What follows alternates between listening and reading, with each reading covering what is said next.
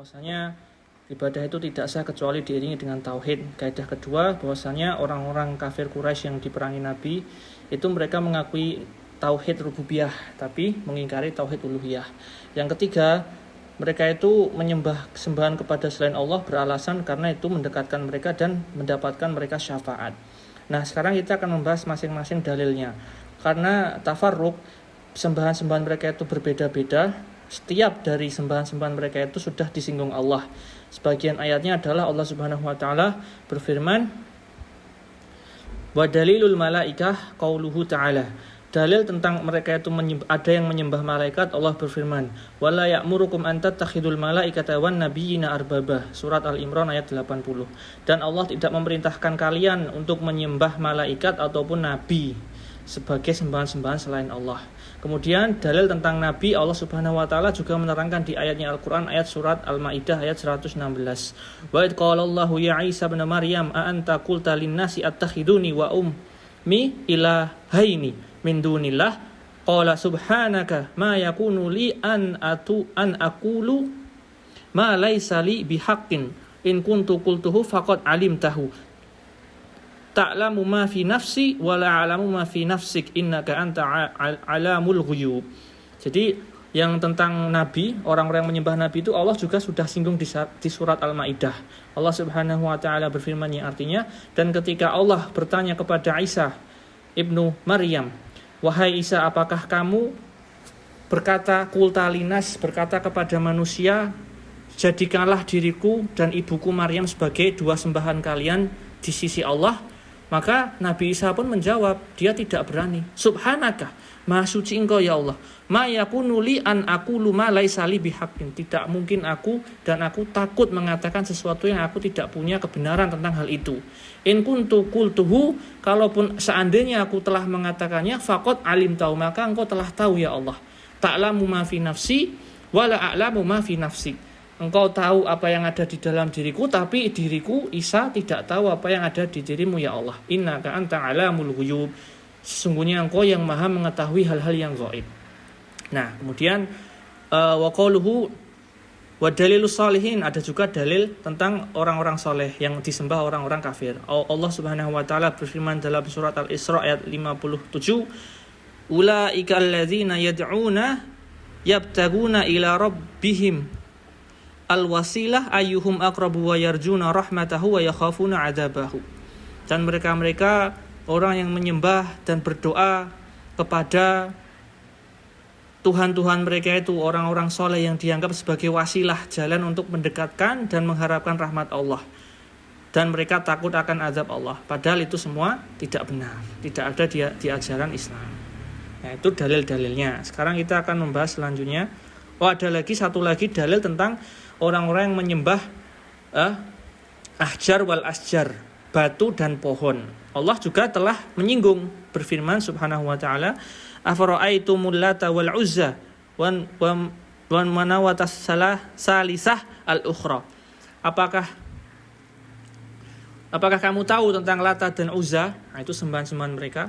Dan tiga yang lain. Nah, itu maksud Allah di situ adalah intinya sembahan-sembahan lain orang-orang kafir yang dari batu ataupun pohon. Nah, kemudian ada juga nanti disinggung hadis Abi Waqid al-Laits radhiyallahu anhu.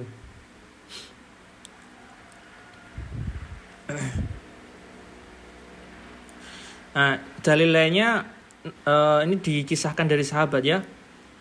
Hadis dari Abi Waqid al-Laitsi radhiyallahu anhu. Qala, maka dia berkata radhiyallahu anhu, sahabat, kharajna ma'an Nabi sallallahu alaihi wasallam ila Hunain wa nahnu hadai ahdi bi kufrin. Jadi ini mengisahkan mereka, kami keluar bersama Nabi sallallahu alaihi wasallam kepada menuju Hunain ya, suatu tempat di sana.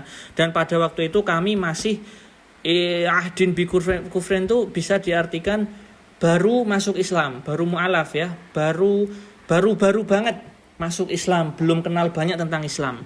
Walil musyrikina sidratun yaqifuna indaha wa yanutuna biha aslihatahum.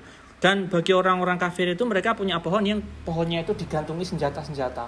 Yang senjata-senjata itu digantungkan pohon minta berkah.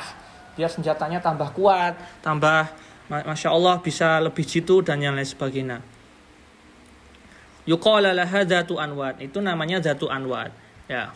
Famarorna bisidratin fakulna ya Rasulullah ij'al lana dzata anwat kama lahum dzata anwat al-hadis.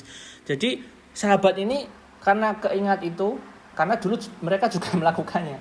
Nah, mereka melihat itu teringat masa lalunya terus malah minta sama Nabi, wahai Nabi sallallahu alaihi wasallam, buatkanlah bagi kami seperti itu. Ya, agar kami bisa kembali seperti itu. Bisa menyembah dan beribadah, atau padahal itu salah, tapi perilaku sahabat ini itu kan kekufuran, tapi tidak dikafirkan Nabi karena Nabi tahu mereka masih belum tahu banyak tentang Islam.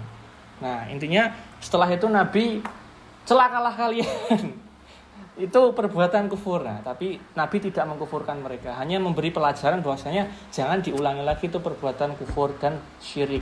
Akhirnya diajari setelah itu nggak boleh seperti itu perbuatan syirik, harus dijauhi, menyembah hanya kepada Allah Subhanahu wa taala.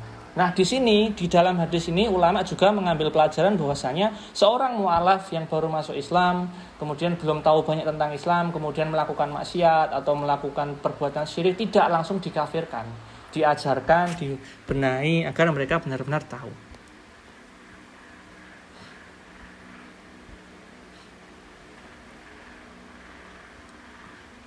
Nah, sekarang langsung saja kita bahas masuk ke kaidah yang keempat, al-qaidatur rabi'ah.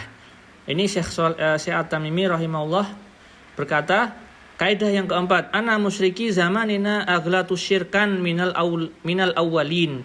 Li'anal awwalin yusyrikuna fir raha wa yukhlisuna fis syiddah. Wa musyriku zamanina syirkuhum daiman fir raha wa fis syiddah. Nah, ini kaidah yang keempat ini juga penting. Syekh At-Tamimi ya berkata, sesungguhnya orang-orang musyrik di zaman sekarang ini malah lebih parah daripada kesyirikan yang dilakukan oleh orang-orang yang memperbuat syirik terdahulu. Kenapa? Nah, li'anal awwalin yusyrikuna fir raha wa yukhlisuna fi syiddah. Karena orang-orang kafir zaman dulu, orang-orang musyrik zaman dulu itu, mereka kalau syiriknya itu cuma pas dalam keadaan longgar. Nah, tapi dalam keadaan mendesak, itu mereka kembali ikhlas minta hanya kepada Allah. Nah, nanti ada contohnya di dalam kisah di ayat Al-Qur'an. Intinya ada suatu saat seorang yang atau beberapa orang yang mereka itu berlayar di laut. Nah, ketika tenang mereka ya menyembah kepada sembahan-sembahan selain Allah, syirik. Nah, tapi ketika di lautan diterjang ombak mau mati, ya mereka langsung ikhlas, langsung berdoa kepada Allah, ya Allah selamatkanlah kami. Nah, maka dikabulkan oleh Allah karena mereka ikhlas, hanya menyembah Allah, minta langsung kepada Allah kan. Nah, tapi begitu diselamatkan Allah, balik lagi berbuat syirik. Nah, ini mereka orang-orang syirik terdahulu. Syiriknya itu cuma pas dalam keadaan lapang, tapi kalau dalam keadaan yang terpepet langsung kembali sama Allah. Aneh kan? Nah, kalau orang sekarang dijelaskan sih, syiriknya orang sekarang tuh kapan saja. Dalam keadaan lapang ya syirik, dalam keadaan mepet malah tambah syirik. Malah manggil-manggil Syekh Abdul Qadir Jailani, tolong kami, subhanallah, padahal beliau itu cuma makhluk dan udah mati, nggak bisa menolong. Wong Nabi aja sudah nggak bisa, ya sudah meninggal sallallahu alaihi wasallam, apalagi beliau di bawahnya Nabi alaihi salatu wasallam. Nabi ya masih bisa kok memberikan syafaat. Ya kan nanti dengan izin Allah juga. Kalau sekarang di dunia ada orang cerita ngaku-ngaku Nabi datang, terus Nabi malah pas nong alon-alon kayak masih ngaku-ngaku Nabi lewat, wah nggak bisa. Di Palestina ada itu. Nah, itu nggak ada dalilnya, nggak boleh percaya seperti itu. Itu bisa setan menjelma, ya, karena Nabi itu sudah meninggal dan sebagaimana orang manusia biasa, beliau kalau sudah meninggal sudah urusannya kelar di dunia, nggak bisa apa-apa, nggak bisa keluar dari kubur, nggak bisa ruhnya gentayangan, nolong orang, nggak ada kayak gitu. Nanti di hari akhir beliau hanya bisa memberikan syafaat di hari akhir sesuai kehendak perintah Allah Subhanahu wa taala. Enggak boleh percaya kayak gitu, itu namanya TBC ya, takhayul, bid'ah, kufarat, sama apalagi itu. Ada saja. Fadalah adzala masalatun azamatan. Nah, terus khurafat. Ya, khurafat itu.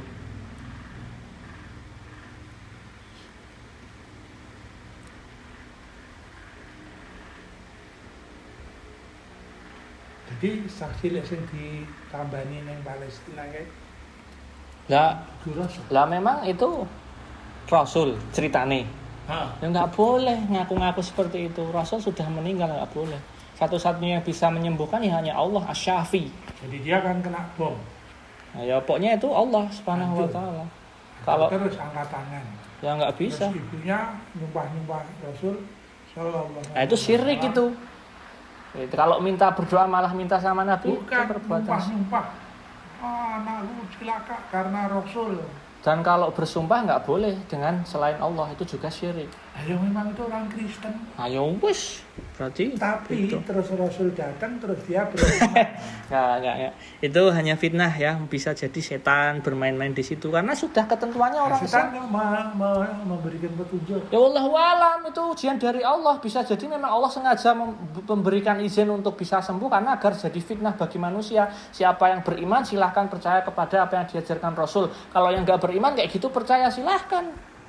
Karena yang diajarkan dalam kaidahnya Islam, orang yang sudah mati sudah nggak bisa kembali lagi ke dunia.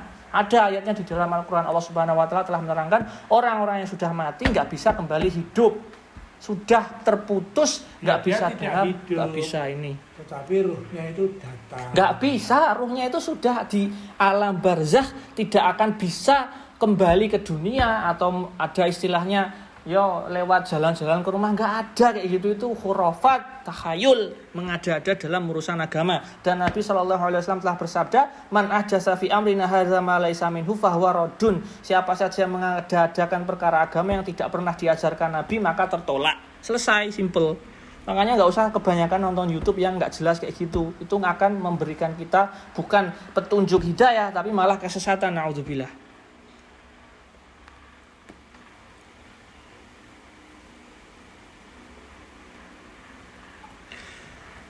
Kemudian Syekh Shalal Fauzan menerangkan,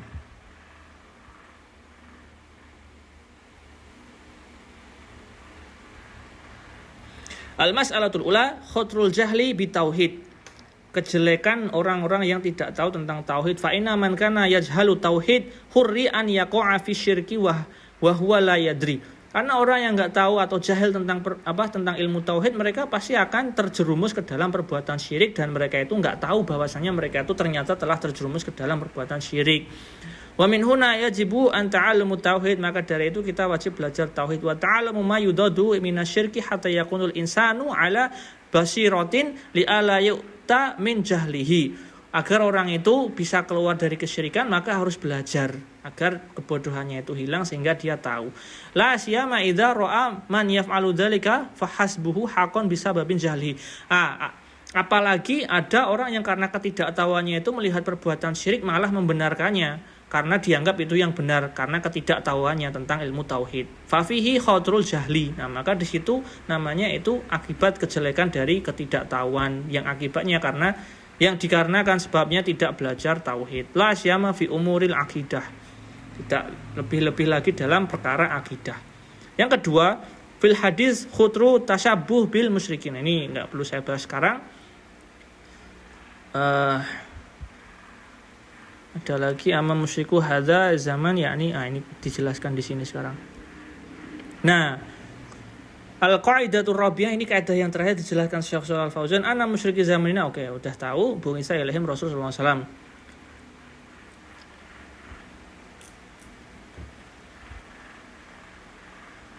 Ini sekarang tak sebutkan dalilnya. Allah Subhanahu wa taala berfirman, "Fa idza raqibu fil fulki da'awallaha mukhlishina lahuddin falamma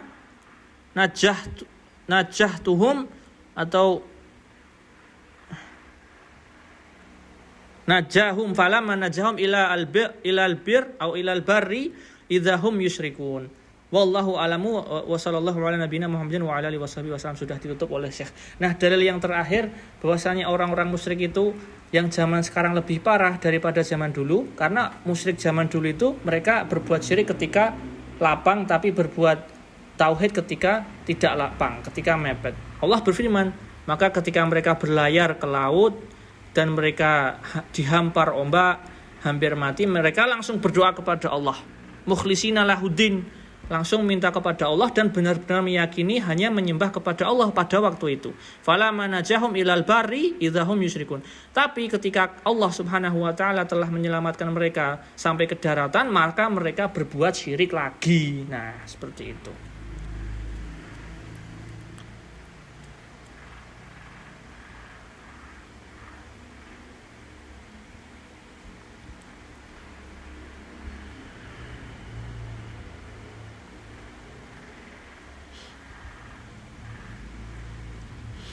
Nah, sekarang penjelasannya lagi, ana tabaruk bil ahjar wal asjar wal abniyah syirkun wa ina summiya bi ghairi ismihi li annahu talabal barakah min ghairillah minal ahjar wal asjar wal qubur wal adrah wa hadza syirkun wa in samauhu bi ghairi ismi syirki.